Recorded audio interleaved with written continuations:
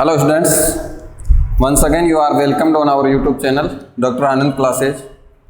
दोस्तों, अभी तक हमने पढ़ा इंट्रोडक्शन ऑफ इंग्लिश ग्रामर, उसी के चलते हम ये वीडियो बना रहे हैं। अभी हमने कोई ग्रामर का टॉपिक स्टार्ट नहीं किया, जो कि मैं हर वीडियो में आपको बता रहा हूँ। देखिए स्टूडेंट्स, हमने आपको पार्ट्स ऑफ स्पीच का टोटल नंबर बताया 12। उस 12 के अंदर हम पूरी की पूरी इंग्लिश ग्रामर को कवर करेंगे, और जो टॉपिक हमारे बच गए वो पूरे के पूरे टॉपिक, उन 12 टॉपिकों से ही हम क्रिएट करेंगे।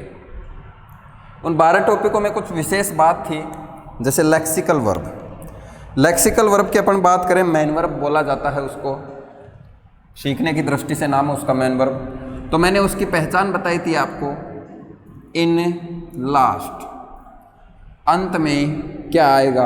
ना। किसके अंत में? जब किसी भी स्पेलिंग का अपन, किसी एक्शन का अपन हिंदी मीनिंग करेंगे तो उसके लास्ट में ना आएगा तो क्या कहलाएगा? मेन वर्ब कहलाएगा।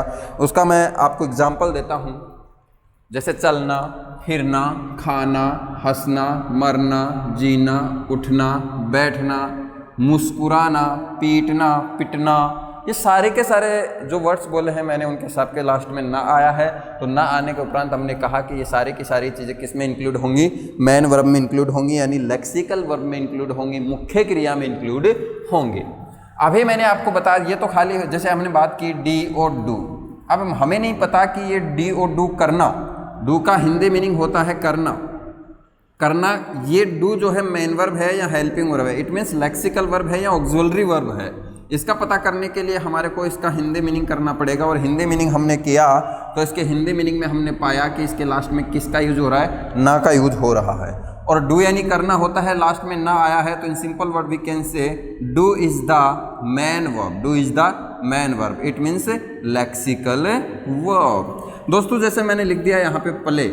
प्ले मेरे को पता नहीं है मैन वर्ब है या फिर हेल्पिंग वर्ब है। इसके साथ मैं इसका हिंदी अर्थ करूंगा, और प्ले का हिंदी अर्थ होता है जी खेलना। अब खेलना के लास्ट में देखिए हमने क्या पाया कि ना आ गया। अब ना आने के उपरांत हम ये कह सकते हैं कि ये जो प्ले है ये क्या है? हमारा मैन वर्ब है। चाहे मैन वर्ब कह दो दोस्तों, चाहे लेक्सिकल वर्ब कह दो, बात एक ही है। अब स्टूडेंट्स ये समझते हैं कि सर आप बता रहे हो कि हिंदी अर्थ के लास्ट में ना आना चाहिए, तो सर हमें हिंदी अर्थ ही तो नहीं आता है।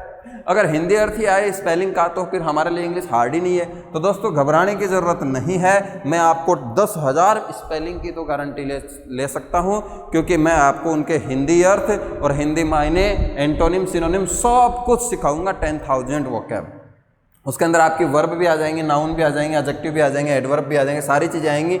और भी 10,000 के अलावा 10,000 जो मैं पढ़ाता हूँ ट्रिकी मेथड से, उनके अलावा बहुत सारी स्पेलिंग अपन सीखेंगे। जैसे आपने कहा कि नाना, नाना का जो स्पेलिंग होता है वो होता है ग्रैंड फादर। ग्रैंड फादर, दोस्तों ग्रैंड फादर के दो मीनिंग होते हैं, एक तो दादा और दूसरा नाना। अब आप लोग हमेशा ध्यान में रखना कि मैंने आपको बताया कि जिस भी स्पेलिंग के हिंदी अर्थ के लास्ट में ना आ जाए, जैसे ग्रैंड फादर का हिंदी अर्थ किया तो दादा भी आता है और नाना भी, तो नाना जब इसका हिंदी अर्थ लगाएंगे तो हमने देखा कि नाना के लास्ट में क्या आ गया? ना आ गया। तो दोस्तों ध्यान रखना, ये एक्सेप्शन है, ये अपवाद है। यहाँ पर ये ग्रैंड फादर वर्ब नहीं है, ये क्या हो जाएगा? नाउन कहलाएगा। दूसरे शब्दों में जब मैं आपको बात बताऊं, TOY, टॉय, आप कहोगे सर टॉय वर्ब है या नाउन है या एडजेक्टिव है, क्या है? हमें नहीं पता। तो दोस्तों इसका हिंदी अर्थ करो टॉय यानी खिलौना। अब हमने देखा कि टॉय यानी खिलौना होता है, तो दोस्तों इसके लास्ट में क्या आ गया? ना आ गया। लेकिन ना आते ही ऐसा थोड़ी है हर शब्द ही क्या होगा? मेन वर्ब होगा। मैंने कहा कि 99% वर्ब होते हैं मेन वर्ब होते हैं, लेकिन 100% कोई भी चीज़ नहीं होती है। 100% कोई भी चीज़ नहीं होती है। टॉय यानी खिलौना, तो ये खिलौना है, ये एक्शन है, ये किया नहीं जाता है। और जो चीज़ की जाती है यानी कि एक्शन होता है और फिर उसके हिंदी अर्थ के लास्ट में ना आता है, तो वो लेक्सिकल वर्ब कहलाती है। अदरवाइज ये क्या है? नाउन है। क्या है? नाउन है। ध्यान रखिए, मैं बीच में एक बार फिर से बोल रहा हूँ, हमने कोई ग्रामर का टॉपिक या वोकैब का टॉपिक वगैरह स्टार्ट नहीं किया है। हम अभी general introduction of English grammar पे बात कर रहे हैं। तो ये टॉय क्या है? यहाँ पर खिलौना है। जैसे मैं बात करता हूँ BOY, बॉय यानी क्या होता है? लड़का। इसके लास्ट में हमने देखा कि ना नहीं आया है। ना नहीं आया तो ये जो बॉय है ये वर्ब कभी भी नहीं हो सकता, वर्ब कभी भी नहीं हो सकता। यानी कि वर्ब में कौन सी? Main verb. तो वर्ब नहीं हो सकता, तो ये क्या होगा, ये नाउन होगा जी। क्या होगा, ये नाउन होगा। ध्यान रखना दोस्तों, एक सिक्के के दो पहलू, एक सिक्के के दो पहलू होते हैं, टेल और हेड। ठीक उसी प्रकार भाषा के भी दो पहलू होते हैं। जब हम किसी भी भाषा को, किसी भी लैंग्वेज को सीखते हैं तो हमारे को दो पहलू से गुजरना पड़ता है। जैसे सिक्के के पहलू टेल और हेड होते हैं, वैसे ही भाषा के भी दो पहलू होते हैं। इंग्लिश लैंग्वेज को सीखने के लिए हमें दो पहलू कौन कौन से ज़्यादा काम में लेने पड़ते हैं, देखिए। पहला तो है नाउन और दूसरा है वर्ब। दोस्तों, या तो कोई ना कोई शब्द 100% नाउन होगा, अगर वो नाउन नहीं हुआ तो फिर वो किस कैटेगरी में जाएगा, वर्ब की कैटेगरी में जाएगा। वर्ब तो होती है दो प्रकार की, वैसे तो वर्ब 8 प्रकार की होती है। कितने प्रकार की, 8 प्रकार की। ध्यान रहिएगा, ज़्यादा सोचने की ज़रूरत नहीं है। मैं हर टॉपिक को 0 से लेकर 100 तक पढ़ाऊंगा।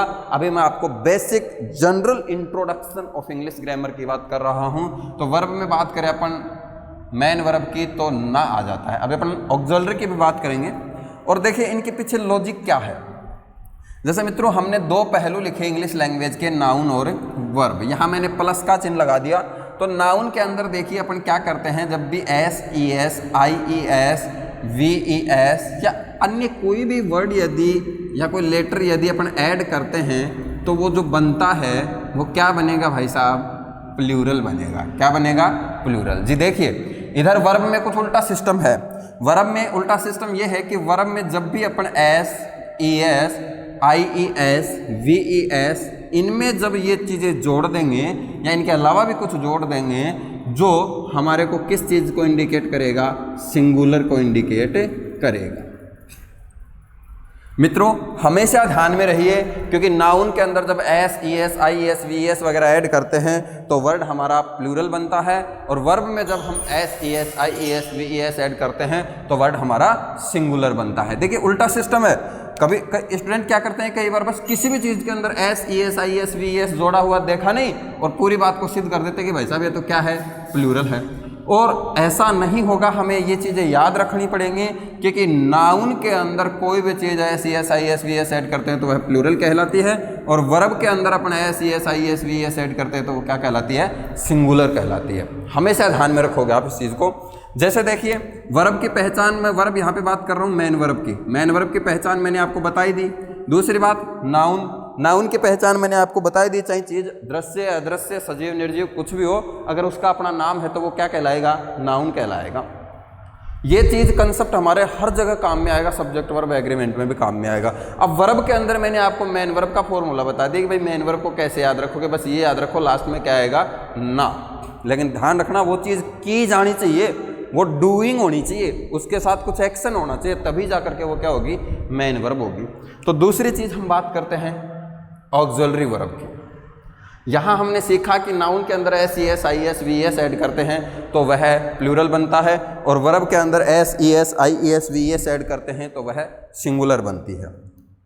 यहाँ से हमने देखेंगे अब auxiliary verb. Auxiliary verb it means helping verb. देखिए, जब वर्ब का टॉपिक पढ़ेंगे तो बहुत शानदार तरीके से पढ़ेंगे, और भी ढेर सारी बातें अपन करेंगे, लेकिन मैं इंट्रोडक्शन में जो जो चीज़ें बताने की होती हैं वो मैं आपको बता देता हूं पहले, फिर टॉपिक करेंगे शानदार तरीके से स्टार्ट, धमाकेदार शुरुआत के साथ। दोस्तों, ऑक्सिलरी वर्ब जो होती है वो 3 प्रकार की होती है। पहले अपन बात करेंगे मोटे मोटे तौर पर 2 प्रकार की। जैसे मैंने पहले लिख दिया, primary auxiliary verb, primary auxiliary verbs. दूसरा मैं लिख देता हूं मॉडल ऑक्सिलरी वर्ब्स। आप लोग ध्यान रखना, हेल्पिंग वर्ब जो होती है 3 प्रकार की होती है। मोस्टली हेल्पिंग वर्ब जो हमारे लिए कॉम्पिटिटिव एग्जाम में यूज ली जाती हैं वो होती हैं 2 प्रकार की। फर्स्ट तो है प्राइमरी ऑक्सिलरी वर्ब, दूसरी है मॉडल ऑक्सिलरी वर्ब। ठीक है, तीसरी का एनालिसिस में इन दोनों के बात करूंगा। प्राइमरी ऑक्सिलरी वर्ब के अंदर हमारी 3 वर्ब आती हैं, do, be, have. Do, be, have. दोस्तों ध्यान रखना, आपसे पूछा जाए कि प्राइमरी ऑक्सिलरी वर्ब की संख्या कितनी है, तो आपको बताना है बेसिकली इनकी संख्या कितनी होती है, 3 होती है। उनको आपको याद रखना है, do, be, have. Primary auxiliary verb कौन कौन सी होती है, do, be, have. Primary auxiliary verb कौन कौन सी होती है, डू, बी, हैव। यहाँ से हम क्रिएट करते हैं, देखिए डू से बनने वाली वर्ब जो होती हैं डज और डिड, बी से बनने वाली वर्ब जो होती हैं is, am, are, was, were. Have से बनने वाली जो होती हैं हैज और हैड। अब हम इनको काउंट करते हैं। यहाँ देखिए डू के भी 2 पार्ट हैं, हैव के भी 2 पार्ट हैं, यहाँ पर बी के 5 पार्ट हैं। कितने पार्ट हैं, 5 पार्ट। इसलिए ये बी जो है ये सक के दायरे में आ गया। किसके दायरे में आ गया, सक के दायरे में। दोस्तों डू के भी 2 पार्ट हैं, हैव के भी 2 पार्ट हैं, और इधर बी के कितने पार्ट हैं, 5 पार्ट हैं। तो ये बी ज़्यादा पार्ट होने के कारण सक के दायरे में आ गया एज ए ट्रिक। मान लीजिए इसके ज़्यादा पार्ट हैं तो मैंने इसको गोल दायरे में फिट कर दिया। और दोस्तों गोल दायरे में फिट करने का तात्पर्य ये है कि ये जो बी होता है, ये जो बी होता है ये खुद अपने आप में, ये जो बी है ये खुद अपने आप में एक मैन वर्ब होती है। क्या होती है, मैन वर्ब। और दोस्तों बी का हिंदी अर्थ होता है होना, और ये होना, होना इज टू बी एक्शन। जब कोई काम होगा तभी तो अपन भी काम में लेंगे। तो ये होना के लास्ट में क्या आ रहा है, ना का यूज किया जा रहा है, और ना का यूज होने से बी क्या हो गया, मैन वर्ब हो गया। इसलिए मैंने इसको गोल दायरे में फिट किया है। और ध्यान रखना बी खुद तो मैन वर्ब है, लेकिन इसके जो पार्ट हैं वो क्या है, हेल्पिंग वर्ब की तरह यूज होते हैं। दोस्तों ध्यान से सुनना, listen to carefully. Be is use based from main verb and its partition used according to helping verb. Be जो है वो मैन वर्ब के आधार पर यूज लिया जाता है, जबकि इसके पार्ट जो होते हैं, इसके is, am, are, was verb जो पार्ट होते हैं ये हेल्पिंग वर्ब के अनुसार काम में लिए जाते हैं। अब हम इनको काउंट करते हैं। जैसे मैंने आपको जो पार्ट्स ऑफ स्पीच के बारे में बताया था, तो आपको समझाया था कि जो ऑक्सिलरी वर्ब होती है उसकी टोटल संख्या होती है कितनी, 24।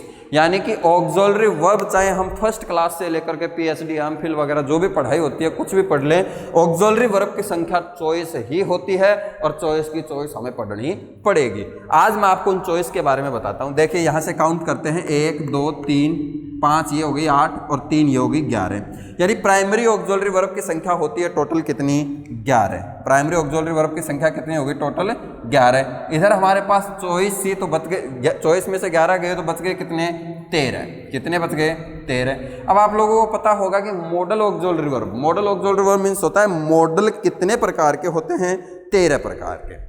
यानी मॉडल की संख्या कितनी होती है, 13 होती है। तो 13 और 11 कितने हो गए, 24। यानी कि 13 जो मॉडल होते हैं वो मॉडल हेल्पिंग वर्ब की तरह भी काम में लिए जाते हैं। जैसे देखिए मैं लिख देता हूँ, कैन प्रेजेंट का मॉडल है, इसका पास्ट होता है could, shall, should, will, would, may, might, और इसी के फैमिली का एक और सदस्य है मस्ट। दोस्तों यहाँ तक तो याद करने में कोई प्रॉब्लम होनी नहीं चाहिए कि ये चारों, देखिए ये चारों प्रेजेंट के मॉडल हैं। कैन, शैल, विल, मे, ये चारों प्रेजेंट के मॉडल हैं। ध्यान रखना ये फ्यूचर में भी काम में लिए जाते हैं। शैल, विल फ्यूचर में हेल्पिंग वर्ब, बतौर हेल्पिंग वर्ब काम में लिए जाते हैं एज ए मॉडल। ये प्रेजेंट के मॉडल हैं, ये इनके पास्ट रूप हैं। ये मस्ट जो है ये 100% श्योरिटी को दर्शाता है कि जहां अपन सेंटेंस के अंदर मस्ट काम में लेंगे वहां उस काम की 100% श्योरिटी मानी जाती है। अब हमारे पास 4, 4, 8 और एक 9 मॉडल हमारे सामने हैं। बचे कितने, 4। याद करने में ज़्यादा प्रॉब्लम नहीं होनी चाहिए। Can, could, shall, should, will, would, may, might, must. अभी हमने बात की ought to की, ought to। अभी एक ऐसा मॉडल है जिसका कभी भी कोई प्रेजेंट नहीं होता है। दोस्तों ध्यान रखना, ये जो यूज्ड टू मॉडल है ये एक ऐसा मॉडल है जिसका कभी भी कोई प्रेजेंट रूप होता ही नहीं है। ये पैदाइशी क्या है, पास्ट मॉडल है। ये पैदाइशी पास्ट मॉडल है, यानी यूज टू जिस भी सेंटेंस में काम में लिया जाएगा हमेशा ध्यान रखना ये पास्ट टेंस का सेंटेंस कहलाएगा। अभी अपन बात करते हैं नेक्स्ट मॉडल की, नीड नॉट और डेयर नॉट। नीड नॉट और डेयर नॉट। दोस्तों ये दो, नीड नॉट और डेयर नॉट, ये दो ऐसे मॉडल हैं जिनके अंदर अपन कभी भी शॉर्ट नेगेटिव फॉर्म के साथ इनको नहीं लिख सकते हैं। जैसे मैंने लिख दिया नीड और एंटी, यानी कि इनको नीडंट लिखना हमारे लिए गलत होगा, और इसको अपन लिख सकते हैं डेयर नॉट। ऐसा ये दो मॉडल ऐसे हैं जिनको शॉर्ट नेगेटिव फॉर्म में लिखना हमारे लिए क्या होगा, गलत होगा। क्योंकि दोस्तों ध्यान रखना, ये जो मॉडल तभी, नीड और डेयर, डेयर का मतलब होता है साहसी होना, और नीड यानी होती है आवश्यकता। ये जो नीड और डेयर हैं ये एक तरह से मैन वर्ब ही हैं और मैन वर्ब की तरह भी काम में ली जाती है, लेकिन जब इनके साथ नॉट काम में लिया जाएगा फुल फॉर्म के साथ, शॉर्ट नेगेटिव फॉर्म नहीं, नॉट की फुल नेगेटिव फॉर्म, एनओटी पूरा, तब हम इनको क्या मानेंगे, मॉडल मानेंगे कि ये मॉडल की तरह यूज में लिए गए हैं। अब ध्यान रखना दोस्तों, इनको याद करने का तरीका मैं आपको बता दूं, can, could, shall, should, will, would, may, might, must, इन 9 मॉडल्स में तो किसी स्टूडेंट्स को प्रॉब्लम होती नहीं है। यहाँ से देखिए 2 मॉडल ऐसे हैं हमारे पास जिनको हम टू के साथ लिखते हैं, एक तो ought to और दूसरा यूज्ड टू। ध्यान रखना, यूज टू एक ऐसा मॉडल है जो पैदाइशी पास्ट है, यानी इसका कभी प्रेजेंट होता ही नहीं है। जैसे मैं आपको पूछूं कुड किसका मॉडल है, तो आप बताओगे पास्ट का मॉडल है, इसका प्रेजेंट क्या होता है, कैन होता है। मैं आपको पूछूं यूज टू किसका मॉडल है, बोलोगे पास्ट का मॉडल है, इसका प्रेजेंट क्या होता है, सर होता ही नहीं है। तो यहाँ से हमने देखा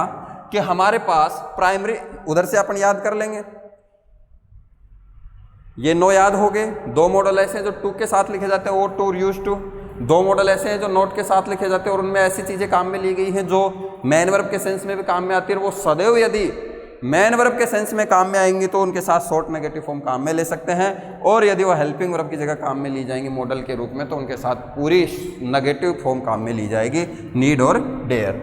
इधर इनको याद करने में ज़्यादा प्रॉब्लम नहीं होनी चाहिए। प्राइमरी ऑक्सिलरी वर्ब हैं, इनमें से देखिए do be have, do be have, do be have, do से निकली डज और डिड, हैव से निकली हैज और हैड, बी से 5 फॉर्म निकली इज, एम, आर और वाज, वर। बी हमेशा कंटिन्यूअस को दर्शाता है।